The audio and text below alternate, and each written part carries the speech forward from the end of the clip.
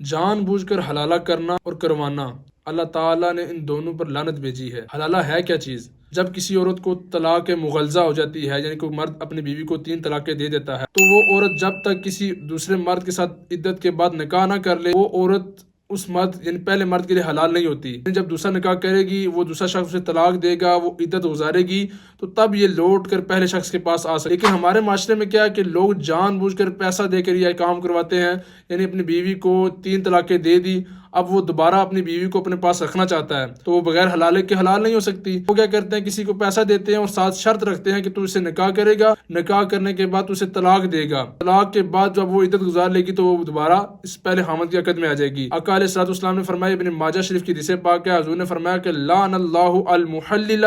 والمحلل لہ،